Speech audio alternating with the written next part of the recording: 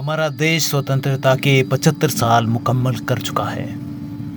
ऐसे में भारत सरकार की तरफ से आज़ादी का अमृत महोत्सव मनाया जा रहा है, ताकि हम अपने शहीदों के बलिदान को ना भूलें और उनके देश के प्रति जो जज्बा था, उस जज्बे को हम अपने अंदर समाये रखें।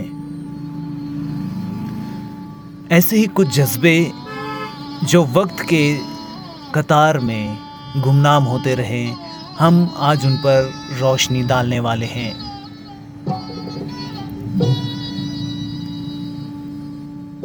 ऐसे ही कुछ गुमनाम चेहरे जिन्होंने कभी इस बात की चिंता नहीं की कि वे प्रसिद्ध हुए या गुमनाम बने रहें। उन सभी का उद्देश्य देश को आज़ादी दिलाना था, देश के प्रति अपने प्यार को उजागर करना था।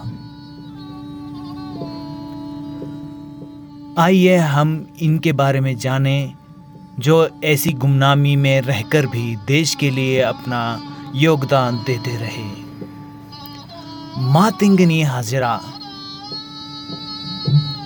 मातंगिनी हाजरा एक स्वतंत्रता संग्रामी सेनानी थी, जिन्होंने भारत छोड़ो आंदोलन और असहयोगी आंदोलन के दौरान भाग लिया था। एक ऐसे ही जुलूस के दौरान वे भारतीय झंडे को लेकर आगे बढ़ रही थी तो पुलिस कर्मियों ने उन पर गोली चला दी। उनके शरीर में 3 गोलियां लगी थीं, फिर भी वह झंडा लेकर वंदे मातरम के नारे लगाती रहीं। बेगम हजरत महल। अवध के नवाब की पत्नी बेगम हजरत महल 1897 के विद्रोही सगरी नेता थीं।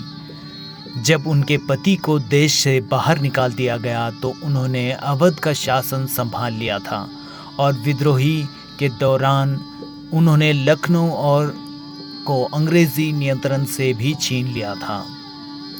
लेकिन विद्रोही के कुचलते जाने के बाद बेगम हजरत महल को भारत छोड़कर नेपाल जाना पड़ा, जहां उनका देहांत हो गया।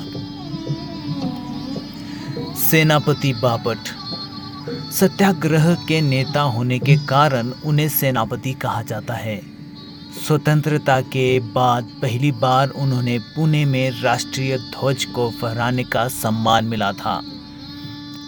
तोड़फोड़ और सरकार के खिलाफ भाषण करने के कारण उन्हें खुद की गिरफ्तारी दी थी। वे सत्याग्रह के जोंकी नेता थे, जो अहिंसा का मार्ग चुना करते थे। अरुणा अशरफ अली।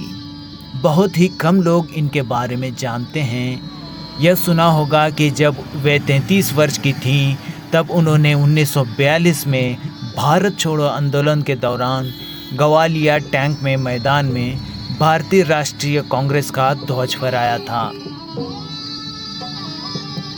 भिकाजी कामा।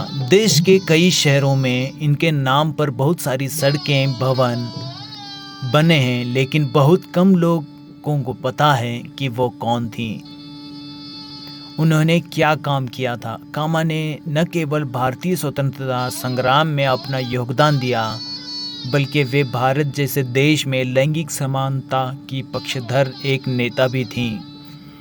उन्होंने अपनी संपत्ति का एक बहुत बड़ा भाग लड़कियों के लिए अनाथालय बनाने में खर्च किया था। वर्ष 1907 में उन्होंने इंटरनेशनल कॉन्फ्रेंस में भारत का झंडा फहराया था।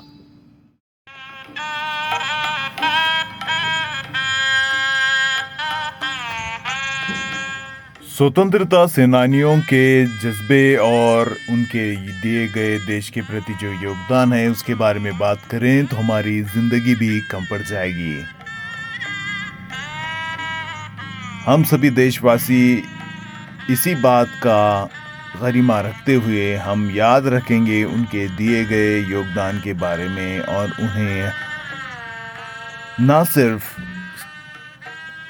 स्वतंत्रता दिन पर याद रखें, बल्कि पूरे ज़िंदगी में और अपने पूरे आचरण में उनको और उनके दिए गए देश के प्रति प्यार को हम अपने ज़िंदगी में ले आएं।